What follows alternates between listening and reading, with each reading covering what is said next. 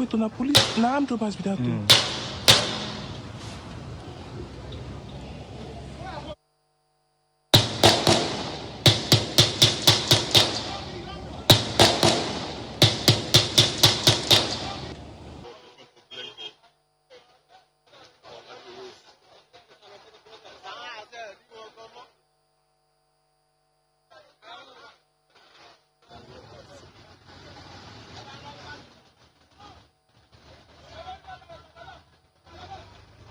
So this is what happened in ADIRE yesterday. It looks like scenes from a movie.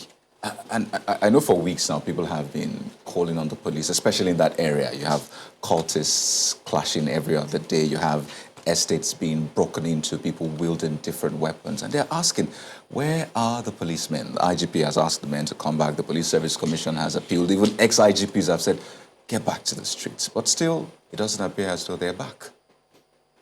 So how would they get back? How hard is it to get back? It's very difficult to get back because it's no longer business as usual. What we don't like to talk about, the elephant in the room, is that the police, to some extent, also does some self-funding through some of the proceeds they get from the checkpoints. Now the body politic is not favorable to those nonsense they do on the streets. When you say checkpoints, pardon me, you mean the bribes and the rest? We can call it what we want to call it. The toll plazas set up by the police, the plazas. Checkpoints, yeah, anything we want to call it. I know toll plazas. Yes. I don't know the one set up by police. Well, let's call it what we want to call it. But now you won't see them on the streets because they don't even feel secure enough to come out on the streets. The DPOs allegedly get returns, and the DPOs in turn have to fund their divisional operations through some of those proceeds because there's paucity of funds. That sounds like a problem for me. Why would the DPO have to raise his own funds when he has an officer he responds to? You tell me. Somebody has to tell me. No. The National Assembly has to tell me. The president also has to tell someone. I don't understand. Just as we all know, yes, the police is controlled centrally, and consequently, they should be able to fund all of their DPOs, their police stations, their commands, everywhere. So what's the problem with that? You see, that's the big problem. We want to run a federal police system, but we don't have the budget and the wherewithal for a federal structure. So we leave ourselves exposed to a lot of improvisation in the system. Where you have 330,000 disgruntled, almost 330,000 disgruntled persons who are not well kitted, well resourced. Look at the 2021 budget, for example.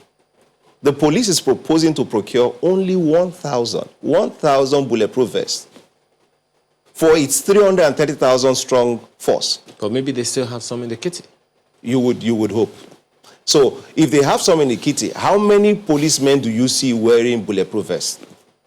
Do they all have to wear bulletproof vests? If you put somebody on the streets, look at a typical roadblock for the police. Say has maybe 4, 5, 6 policemen. The policeman is standing with his rifle. First of all, he's working 12 hours, sometimes 24 hours. He's holding a rifle. The value of the rifle in the black market is about 1 million to 1.5 million per rifle. So how difficult is it to overrun a police checkpoint and retrieve those rifles from them? So listening to... So you're leaving them exposed every time they're on the streets, deployed, without medical cover, without bulletproof vests. So when the president, right after, during the NSAS protest, says that, he has tried to meet these demands, and he talked about remuneration for the policemen. You're saying that that is not even enough. He's not even scratching the surface when it comes to welfare and giving them appropriate equipment to work with. I don't know if we have looked at the 2021 budget as proposed. 400 and something billion. And again, to be fair to this president, they have over the past 3 years consistently increased, at least sought to increase. The budget release is something that is different. They've sought to increase the allocation for the police over the past 3 years, consistently. I give it to them. So in the 2021 budget, they are proposing an expenditure of about 441 billion thereabouts. Over 400 billion will go into recurrent, as it is. If you then try to factor in these proposed increments, we saw some numbers bandied on social media, you may be looking at a police budget of about 600 something billion. This government doesn't have that resources currently. And part of the reason why we don't have the funds is that we have over 236 MDAs. Some of them, if you go back to 2011, we had what is called the Ransaya report. Yes, report. Over 800 pages.